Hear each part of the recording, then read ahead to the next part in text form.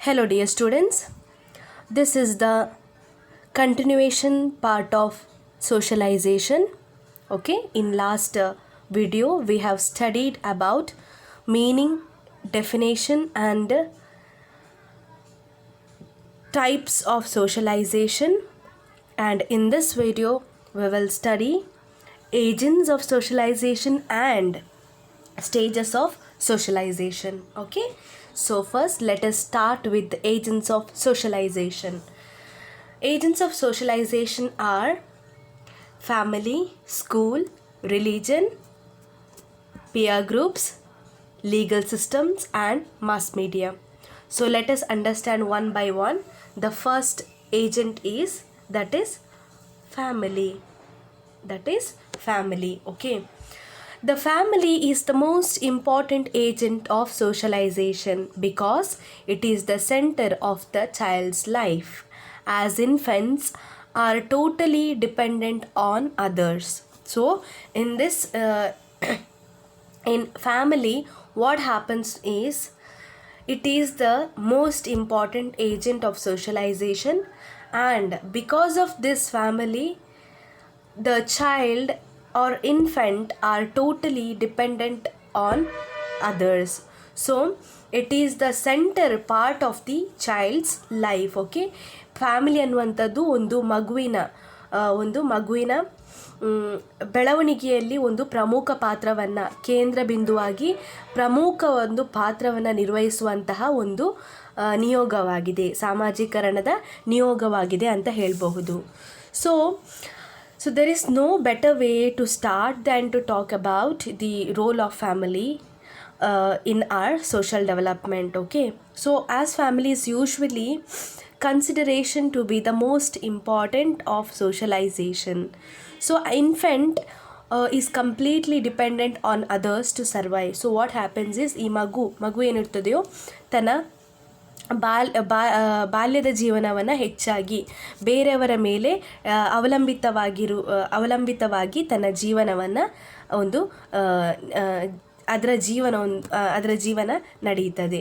ಅಂದರೆ ಮಗು ಮೊದಲಿಗೆ ಯಾರ ಮೇಲೆ ಡಿಪೆಂಡ್ ಆಗಿರುವಂಥದ್ದು ತಾಯಿಯ ಮೇಲೆ. ಸೊ ಆ ಮಗುವಿನ ಒಂದು ಒಂದು ಕಲಿಕೆ ಅಥವಾ ಆ ಜೀವನದ ಒಂದು ಅಭ್ಯಾಸಗಳಾಗಿರಬಹುದು ಅಥವಾ ಜೀವನದ ಒಂದು ನೀತಿಗಳಾಗಿರಬಹುದು ಮೊದಲು ಪ್ರಾರಂಭವಾಗುವುದು ಫ್ಯಾಮಿಲಿಯಿಂದ. ಹಾಗಾಗಿ ಇದು ಫ್ಯಾಮಿಲಿ ಅನ್ನುವಂಥದ್ದು ಒಂದು ಸೆಂಟರ್ ಪಾರ್ಟ್ ಚಿಲ್ಡ್ರನ್ ಲೈಫಿನಲ್ಲಿ ಅಥವಾ ಮಕ್ಕಳ ಒಂದು ಜೀವನದಲ್ಲಿ ಫ್ಯಾಮಿಲಿ ಅನ್ನುವಂಥದ್ದು ಒಂದು ಕೇಂದ್ರವಾದ ಪಾತ್ರವನ್ನು ನಿರ್ವಹಿಸುತ್ತದೆ. So our parents are those who play the parents' role are responsible for teaching us to function and care for ourselves. ಅಂದರೆ ನಮ್ಮ ತಂದೆ ತಾಯಿಗಳಾಗಿರಬಹುದು ಅಥವಾ ನಮ್ಮ ಚಿಕ್ಕಪ್ಪ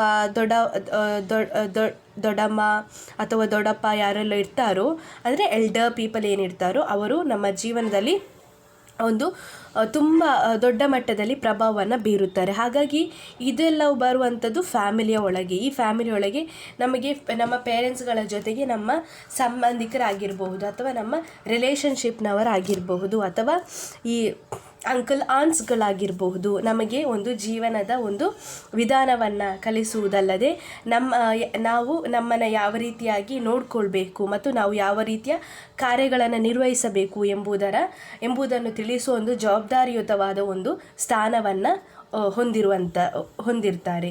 ಹಾಗಾಗಿ they along with the rest of our family also teachers about also relationship life and how to share resources. ಅಷ್ಟೇ ಅಲ್ಲದೆ ನಮಗೆ ಜೀವನದ ಪಾಠ, ನೀತಿ ನಿಯಮಗಳನ್ನು ತಿಳಿಸುವುದಷ್ಟೇ ಅಲ್ಲದೆ ನಾವು ನಮ್ಮಲ್ಲಿರುವಂತಹ ಒಂದು ರಿಸೋರ್ಸ್ಗಳನ್ನು ಇತರರೊಂದಿಗೆ ಯಾವ ರೀತಿ ಹಂಚಬೇಕು, ಹೇಗೆ ಹಂಚಬೇಕು, ಯಾವುದನ್ನು ಹಂಚಬೇಕು ಯಾವುದನ್ನು ಶೇರ್ ಮಾಡಬೇಕು, ರಿಸೋರ್ಸ್ಗಳನ್ನು ಯಾವುದನ್ನು ಇತರರೊಂದಿಗೆ ಇತರರೊಂದಿಗೆ ಶೇರ್ ಮಾಡಬೇಕು. ಆ ಮೂಲಕ ನಾವು ಫ್ಯಾಮಿಲಿಯೊಂದಿಗೆ ತಮ್ಮ ಪಾತ್ರವನ್ನು ಯಾವ ರೀತಿ ನಿರ್ವಹಿಸಬೇಕೆಂಬುದನ್ನು ತಿಳಿಸುವಂತಹ ಜವಾಬ್ದಾರಿ ನಮ್ಮ ಫ್ಯಾಮಿಲಿಗೆ ಇರುವಂಥದ್ದು ಎಂಬುದನ್ನು ನಾವು ಈ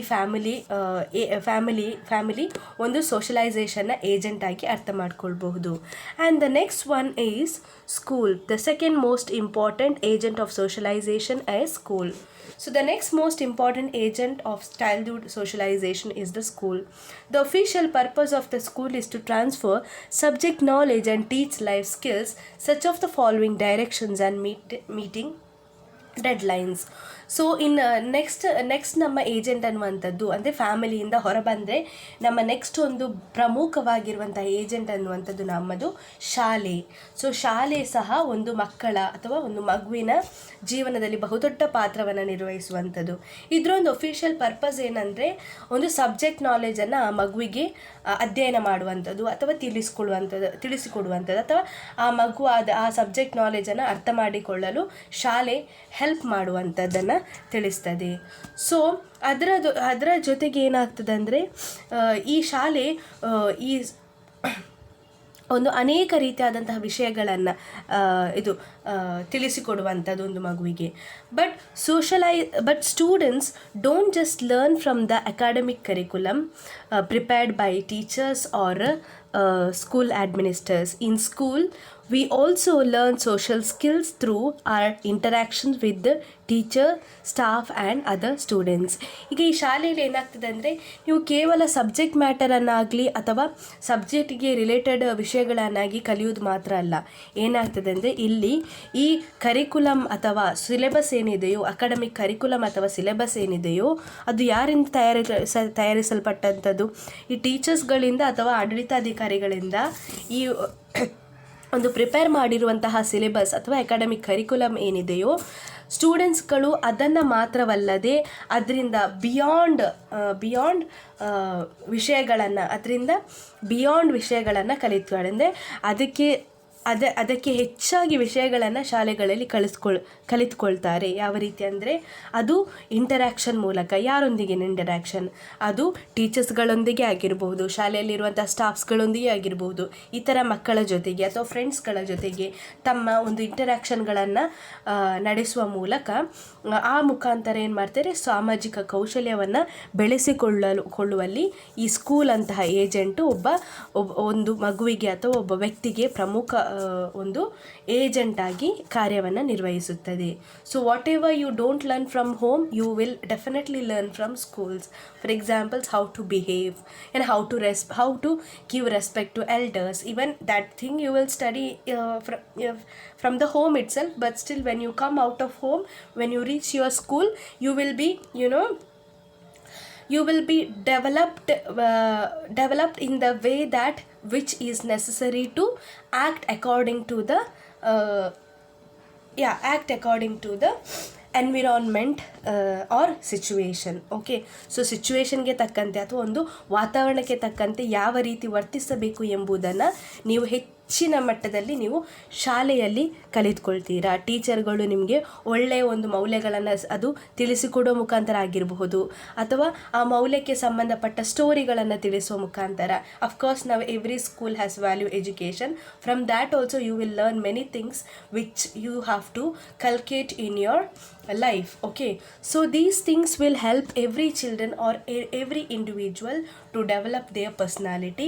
It is called as process of socialization. That is why we say socialization is the lifelong process and it is also a learning process. Okay, so the next one is religion. Let's see how religion is the agent of socialization. So agents of socialization differ effects across religious traditions also. Okay, so ಧರ್ಮ ಸಹ ಒಂದು ಈ ಸಾಮಾಜಿಕ ಪ್ರಕ್ರಿಯೆಯಲ್ಲಿ ಪ್ರಮುಖ ಪಾತ್ರವನ್ನು ವಹಿಸುವಂತಹ ಒಂದು ಪ್ರಮುಖ ನಿಯೋಗವಾಗಿದೆ. It plays important role in socialization. So it influences morality, becoming a key component in people's ideas of right and wrong. ಈ ಧರ್ಮ ಎನ್ನುವಂಥದ್ದು ಏನಿದೆಯೋ ಅದು ಪ್ರತಿಯೊಬ್ಬ ಇಂಡಿವಿಜುವಲ್ಗೂ ಸಹ, ಪ್ರತಿಯೊಬ್ಬ ವ್ಯಕ್ತಿಗೂ ಸಹ ತನ್ನ ನೈತಿಕತೆಯಲ್ಲಿ ಯಾವುದು ಸರಿ ಮತ್ತು ಯಾವುದು ತಪ್ಪು ಎಂಬ ಆಲೋಚನೆಗಳನ್ನು ಒಂದು ನಿರ್ಧರಿಸುವಲ್ಲಿ ಪ್ರಮುಖ ಅಂಶವಾಗಿ ಪ್ರಭಾವವನ್ನು ಬೀರುತ್ತದೆ. So the influences of religion extended to many areas of our lives. ಈ ಒಂದು ಧರ್ಮದ ಪ್ರಭಾವ ಏನಿದೆಯೋ ಅದು ನಮ್ಮ ಜೀವನದಲ್ಲಿ ಪ್ರತಿಯೊಂದು ಏರಿಯಾಸ್ಗಳಿಗೂ ಇದು ವಿಸ್ತಾರವಾಗಿ ಇರುತ್ತವೆ. For example, participation in religious ceremonies not only teachers believe but also how to dress and how to behave in the religious functions. So while the major functions of religion is the process of socialization, is learning people belonging to different religions to be tolerant and respectful towards each other, and the things do not always work out as desired. So therefore the power of religion as a socializing agent understood well, and any sort of misinterruptions needs to be avoided. ಅಂದರೆ ಏನಾಗ್ತದೆ ಅಂದರೆ ಈ ಸಾಮಾಜೀಕರಣದಲ್ಲಿ ಧರ್ಮಗಳೇನು ಮಹತ್ವದ ಪಾತ್ರವನ್ನು ವಹಿಸುತ್ತವೆ. ಇದು ಒಂದು ಸರಿ ಮತ್ತು ತಪ್ಪುಗಳ ಬಗ್ಗೆ ಜನರ ಆಲೋಚನೆಗಳೇನಿದೆಯೋ ಅದು ಆಲೋಚನೆಗಳಲ್ಲಿ ನೈತಿಕತೆ ಎನ್ನುವಂಥದ್ದು ಒಂದು ಪ್ರಮುಖ ಅಂಶವಾಗಿ ಪ್ರಭಾವವನ್ನು ಬೀರುತ್ತದೆ. ಈ ಧರ್ಮದ ಪ್ರಭಾವ ಏನಿದೆಯೋ ಅದು ನಮ್ಮ ಜೀವನದಲ್ಲಿ ಅನೇಕ ಕ್ಷೇತ್ರಗಳಿಗೆ ವಿಸ್ತರಿಸುತ್ತದೆ. ಉದಾಹರಣೆಗೆ ಧಾರ್ಮಿಕ ಕ್ಷೇತ್ರಗಳಲ್ಲಿ ಧಾರ್ಮಿಕ ಸಮಾರಂಭಗಳಲ್ಲಿ ಭಾಗವಹಿಸುವುದರಿಂದ ಅದು ಆ ಸಮಾರಂಭ ಕೇವಲ ನಮ್ಮ ನಂಬಿಕೆಗಳಿಗೆ ಮಾತ್ರ ಸೀಮಿತವಾಗಿರದೆ ಅಲ್ಲಿ ಯಾವ ರೀತಿ ನಾವು ವರ್ತಿಸಬೇಕು, ನಮ್ಮ ಉಡುಗೆ ಯಾವ ರೀತಿ ಇರಬೇಕು, ನಮ್ಮ ಬಟ್ಟೆ ಡ್ರೆಸ್ಸಿಂಗ್ ಸ್ಟೈಲ್, ಉಡುಗೆ ಯಾವ ರೀತಿ ಇರಬೇಕು, ನಮ್ಮ ನಡತೆ ಯಾವ ರೀತಿ ಇರಬೇಕು ಎಂಬುದನ್ನು ಸಹ ನಮಗೆ ಒಂದು ತಿಳಿಸಿಕೊಡುತ್ತದೆ. ಅದೇ ಈ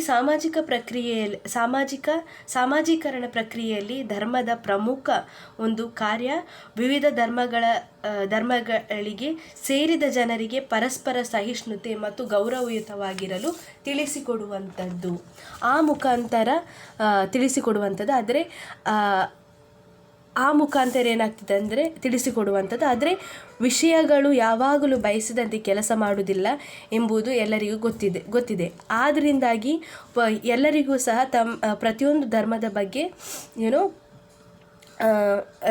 ಧರ್ಮದ ಸಹಿಷ್ಣುತೆ ಆಗಿರಬಹುದು ಮತ್ತು ಗೌರವವನ್ನು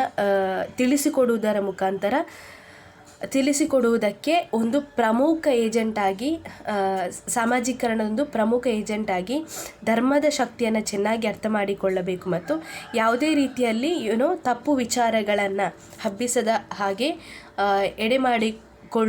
ಕೊಳ್ಳುವಂತಹ ಜವಾಬ್ದಾರಿ ಈ ಸಾಮಾಜೀಕರಣ ಪ್ರಕ್ರಿಯೆ ಹೊಂದಿರುವಂಥದ್ದು. ಹಾಗಾಗಿ ಈ ಧರ್ಮವು ಸಹ ಪ್ರತಿಯೊಬ್ಬ ವ್ಯಕ್ತಿಯಲ್ಲಿ ಒಂದು ಪ್ರಮುಖ ಪಾತ್ರವನ್ನು ವಹಿಸುತ್ತವೆ. And the next agent that is peer groups. ಈ peer groups ಎನ್ನುವಂಥದ್ದು ಸೇಮ್ ಏಜ್ನವರು, ನಿಮ್ಮ ಏಜ್ನ, for example friends. So peer groups is a social group whose members have interests, social positions, age in common. ಅಂದರೆ ನಿಮ್ಮನೆ ಗ್ರೂಪಿನವರು. So it allows children to form relationship and learn without directions of adults. However, our peers also give us the chance to develop many of social skills we need as adults. For example, Alexander will certainly experience movements when his friends behavior or values or he obtained from the family. He has to learn to decide which norms or values to be keep, reject or use or follow. That means ಈ pear ಗುಂಪುಗಳೇನಿದೆಯೋ ಮಕ್ಕಳ ಸಂಬಂಧವನ್ನು ರೂಪಿಸಲು ಮತ್ತು ಇದು ವಯಸ್ಕರ ನಿರ್ದೇಶನವಿಲ್ಲದೆ ತಾವೇ ಒಬ್ಬ ವ್ಯಕ್ತಿ ಅಥವಾ ಮಗು ತಾವೇ ಕಲಿಯಲು ಅನುವು ಮಾಡಿ ಕೊಡುವಂಥದ್ದು. ಈಗ ಒಂದೇ ವಯಸ್ಸಿನ ಗುಂಪಿನಲ್ಲಿ ಒಬ್ಬ ವ್ಯಕ್ತಿ ಅಗತ್ಯವಿರುವ ಅನೇಕ ಸಾಮಾಜಿಕ ಕೌಶಲ್ಯಗಳನ್ನು ಬೆಳೆಸಲು ಅವಕಾಶ ಮಾಡಿಕೊಡುತ್ತದೆ. ಫಾರ್ ಎಕ್ಸಾಂಪಲ್, ಅಲೆಕ್ಸಾಂಡರ್ನ ಉದಾಹರಣೆ ತೆಗೆದುಕೊಂಡ್ರೆ ನಾವು ತನ್ನ ಸ್ನೇಹಿತರ ನಡವಳಿಕೆ ಆಗಿರ್ಬೋದು ಅಥವಾ ಕುಟುಂಬದಿಂದ ಕಲಿತಂತಹ ಮೌಲ್ಯಗಳಾಗಿರಬಹುದು, ಖಂಡಿತ ಆತ ಅವುಗಳನ್ನು ಅನುಭವಿಸುತ್ತಾನೆ. ಅದು ಈ ಸಂದರ್ಭದಲ್ಲಿ ಏನಾಗ್ತದೆ ಅಂದರೆ, ಆತ ಯಾವ ಮೌಲ್ಯಗಳನ್ನು ಅಥವಾ ಮಾನದಂಡಗಳನ್ನು ಇಟ್ಟುಕೊಳ್ಳಬೇಕು ಅಥವಾ ತಿರಸ್ಕರಿಸಬೇಕು, ಯಾವುದನ್ನು ಬಳಸಬೇಕು, ಯಾವುದನ್ನು ಬಳಸಬಾರ್ದು, ಯಾವುದನ್ನು ಅನುಸರಿಸಬೇಕು, ಯಾವುದನ್ನು ಅನುಸರಿಸಬಾರದು ಎಂಬುದನ್ನು ಅದು ಪ್ರತಿಯೊಬ್ಬ ವ್ಯಕ್ತಿ ಅಥವಾ ಒಬ್ಬ ಮಗು ಅದನ್ನು ಕಲಿತುಕೊಳ್ಳುವುದನ್ನು ಈ ಸಾಮಾಜೀಕರಣ ತಿಳಿಸುತ್ತದೆ. That is why it is said that in about this even I have discussed in group socialization, right? So what group socialization says, actually this one, when your adulthood or adolescence age, you will spend more time with your friends rather than your parents. So with friends you will learn many things, and you start to share many things with them, and whatever you don't feel comfortable sharing with your parents, definitely you will share with your friend. So peer group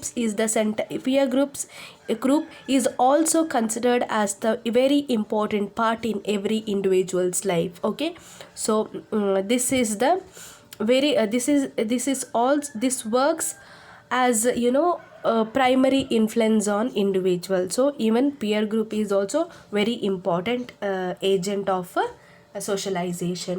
And next, legal system. So legal system is the one which is applied to everyone. So children are pressured from both parents and peers to conform and obey certain laws or norms of the group or community. ಅಂದರೆ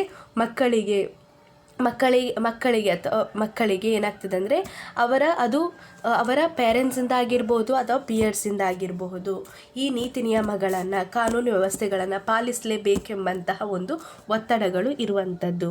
so ಈ ಗುಂಪು ಅಥವಾ ಸಮುದಾಯದಲ್ಲಿ ಕೆಲವೊಂದು ಕಾನೂನು ಅಥವಾ ರೂಢಿಗಳನ್ನು ಅನುಸರಿಸಲು ಮತ್ತು ಪಾಲಿಸಲು ಪೋಷಕರಿಂದಾಗಿರಬಹುದು, ಗೆಳೆಯರಿಂದಾಗಿರಬಹುದು, ಮಕ್ಕಳ ಮೇಲೆ ಒತ್ತಡ ಇರುವಂಥದ್ದು. ಹಾಗಾಗಿ ಈ ಒತ್ತಡ ಎನ್ನುವಂಥದ್ದು ಎಲ್ಲರಿಗೂ ಇರುವಂಥದ್ದು. ಈ ಕಾನೂನು ಸಿಸ್ಟಮ್ ಅಥವಾ ಈ ಲೀಗಲ್ ಸಿಸ್ಟಮ್ ಎನ್ನುವಂಥದ್ದು ಎಲ್ಲರಿಗಿರುವಂಥದ್ದು. ಪ್ರತಿಯೊಬ್ಬರಿಗದು ಒಂದೇ ರೀತಿಯಾಗಿದ್ದು ಎಲ್ಲರೂ ಸಹ ಇವುಗಳನ್ನು ಪಾಲಿಸುವಂಥದ್ದು. ಸೊ ಈ ಲೀಗಲ್ ಸಿಸ್ಟಮ್ ಸಹ ಒಂದು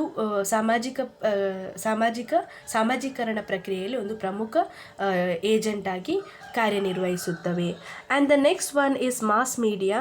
mass media, as you all know how it is important nowadays, because for everything you will go to mass media for each and every information.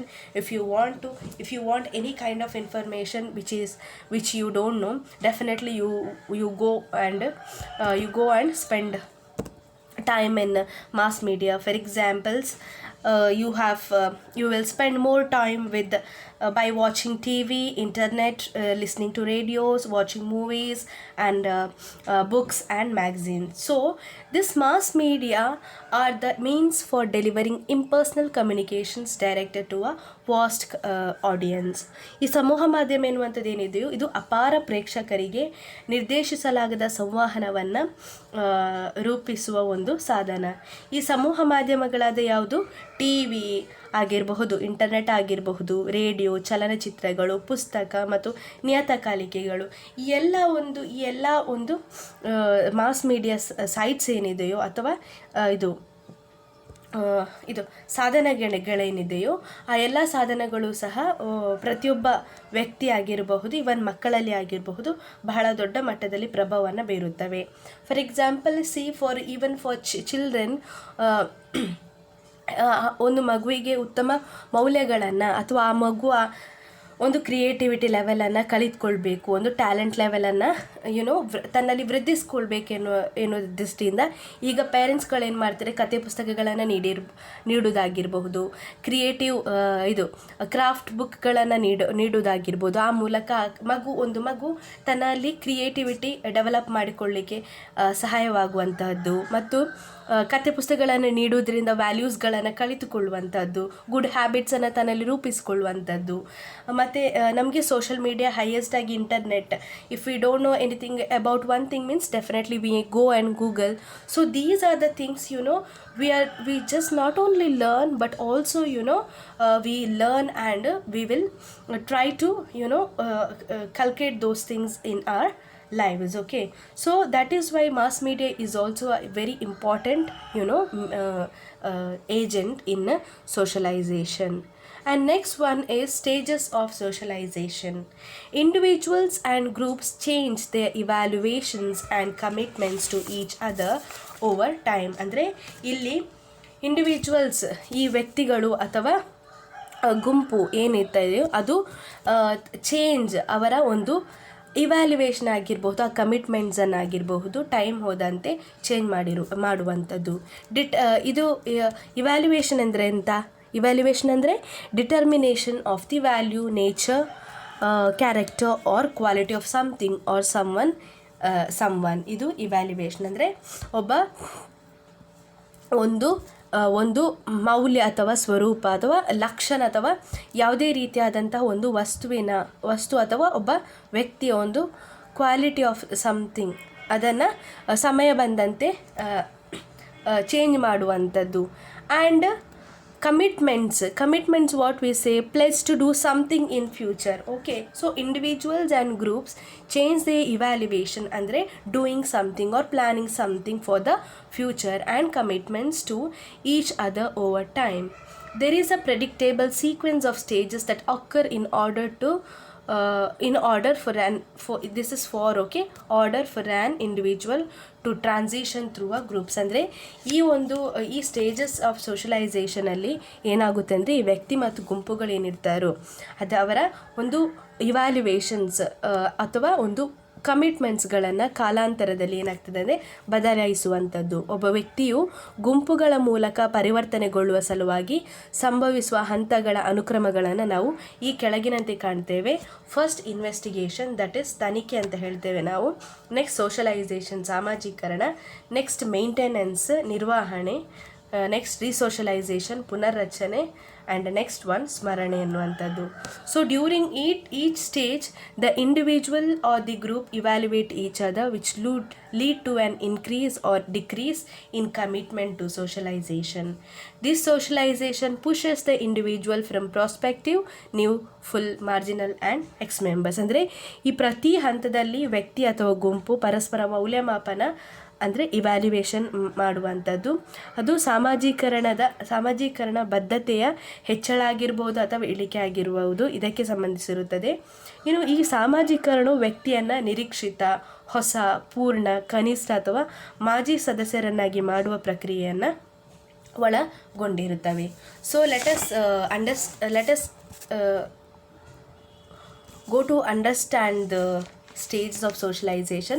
For example, in investigation, see in this stage what happens means, this stage is marked by cautions, search for information. ಅಂದರೆ information ಅನ್ನು search ಮಾಡುವಂಥದ್ದು. The individual compares group in order to determine which one will fulfill their needs. ಯಾವ ಗುಂಪು, ಒಬ್ಬ ವ್ಯಕ್ತಿಗೆ ಯಾವ ಗುಂಪು ತನಗೆ ಬೇಕಾದ ನೀಡ್ಗಳನ್ನು ಫುಲ್ಫಿಲ್ ಮಾಡುತ್ತದೆ ಎಂಬುದನ್ನು ತಿಳಿದುಕೊಳ್ಳುವಂಥದ್ದು. While the group estimates the value of potential member.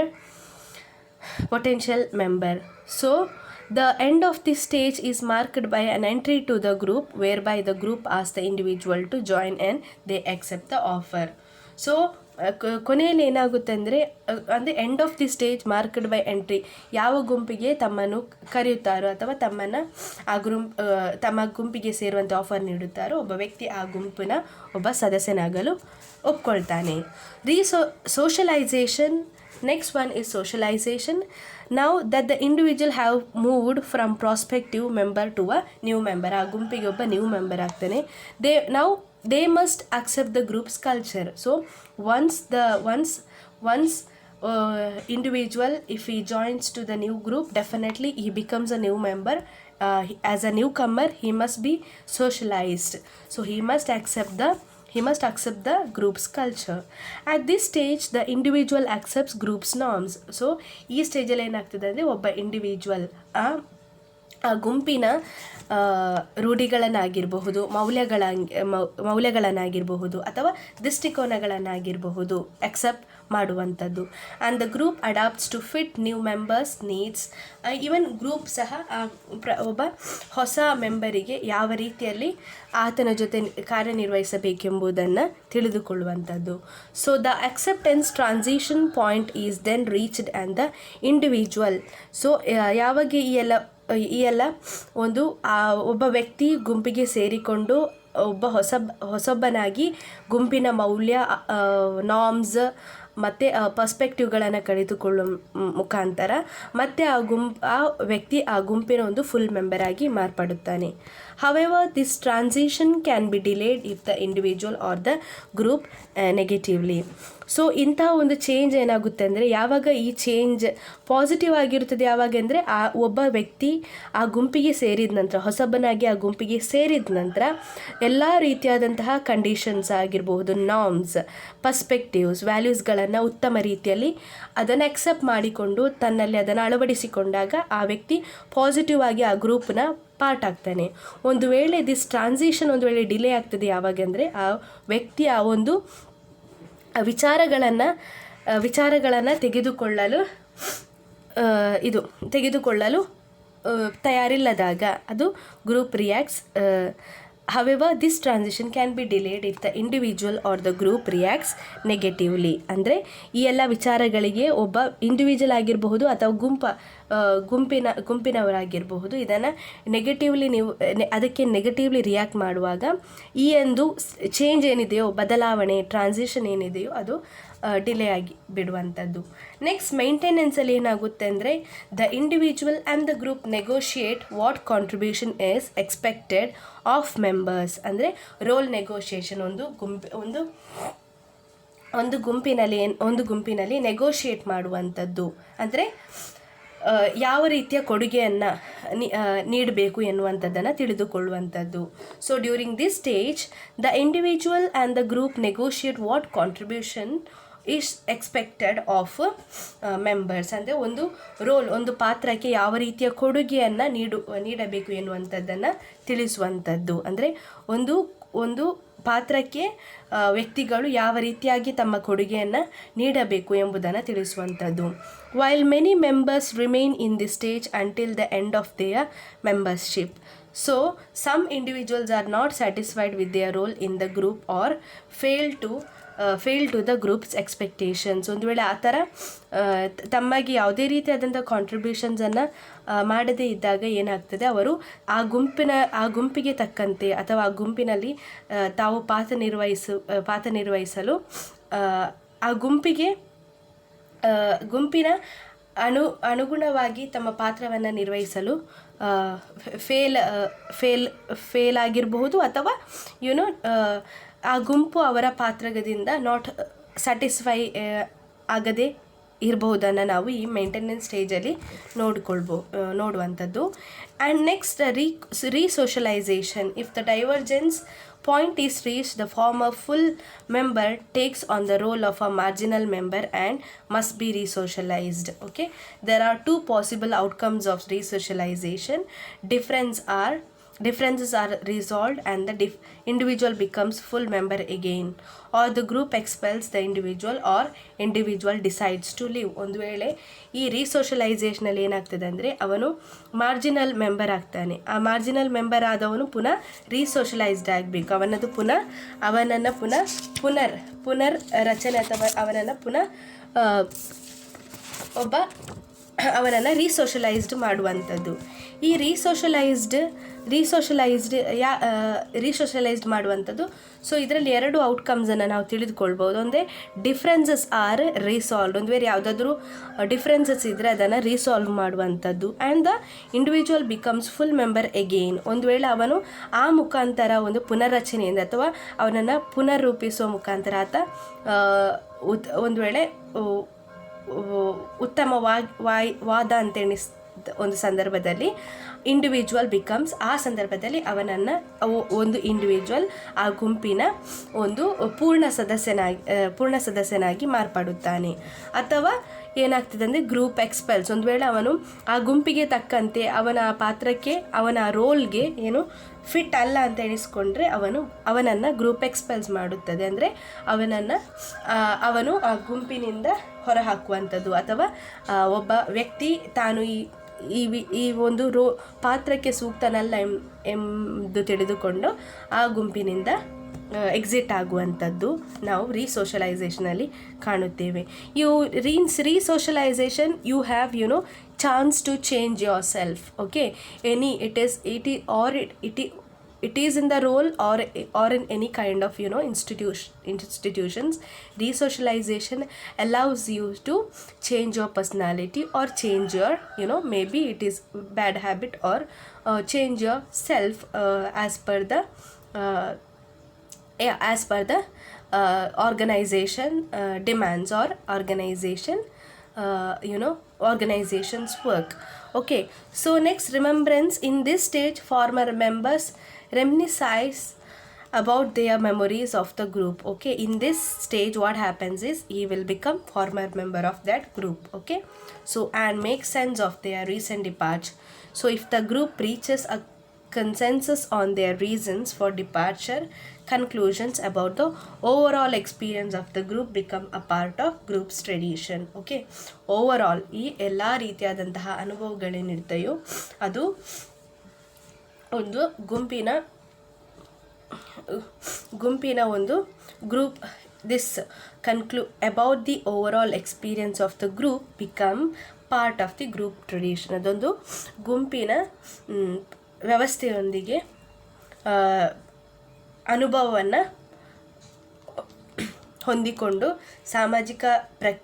ಸಾಮಾಜಿಕರಣದ ಒಂದು ಪ್ರಕ್ರಿಯೆಯನ್ನು ತಿಳಿದುಕೊಳ್ಳುವಂಥದ್ದನ್ನು ನಾವು ಈ ಸ್ಟೇಜ್ನ ಮುಖಾಂತರ ತಿಳಿಸುವಂಥದ್ದು. That is why during each stage the individual or the group evaluate each other, which lead to an increase or decrease in commitment or to socialization. This socialization pushes the individual from prospective new full marginal and ex member. ಅಂದರೆ ಈ ಪ್ರತಿಯೊಂದು ಹಂತದಲ್ಲಿ, ಈಗ ನಾನು ಹೇಳಿದ ಪ್ರತಿಯೊಂದು investigation ಆಗಿರಬಹುದು, socialisation ಆಗಿರಬಹುದು, ಮೈಂಟೆನೆನ್ಸ್, ರೀಸೋಷಲೈಸೇಷನ್, ರಿಮೆಂಬ್ರೆನ್ಸ್, ಈ ಪ್ರತಿ ಸ್ಟೇಜಲ್ಲಿಯೂ ಸಹ ಒಬ್ಬ ವ್ಯಕ್ತಿ ಏನು ಮಾಡ್ತಾನೆ ಅಂದರೆ, ಒಬ್ಬ ವ್ಯಕ್ತಿ ಅಥವಾ ಗುಂಪು ಪರಸ್ಪರ ಮೌಲ್ಯಮಾಪನ ಮಾಡುವಂಥದ್ದು. ಅದು ಸಾಮಾಜೀಕರಣ, ಬದ್ಧತೆಯ ಹೆಚ್ಚಳ, ಇಳಿಕೆಗೂ ಸಹ ಸಂಬಂಧಿಸಿರುತ್ತದೆ. ಈ ಸಾಮಾಜೀಕರಣವು ವ್ಯಕ್ತಿಯನ್ನು ನಿರೀಕ್ಷಿತ, ಹೊಸ, ಪೂರ್ಣ, ಕನಿಷ್ಠ, ಕೊನೆಗೆ ಸ್ಟೇಜಲ್ಲಿ ಅವನನ್ನು ಮಾಜಿ ಸದಸ್ಯನನ್ನಾಗಿ ಮಾಡುವ ಪ್ರಕ್ರಿಯೆಯನ್ನು ಒಳಗೊಂಡಿರುತ್ತದೆ. ಇದು ಸಹ ಸಾಮಾಜಿಕ ಪ್ರಕ್ರಿಯೆಯಲ್ಲಿ ಇರುವಂತಹ ಪ್ರಮುಖ ಹಂತಗಳನ್ನು ಸೂಚಿಸುವಂಥದ್ದನ್ನು ನಾವು ಸ್ಟೇಜಸ್ ಆಫ್ ಸೋಷಲೈಸೇಷನಲ್ಲಿ ನೋಡಿಕೊಂಡ್ವಿ. So thank you students for listening.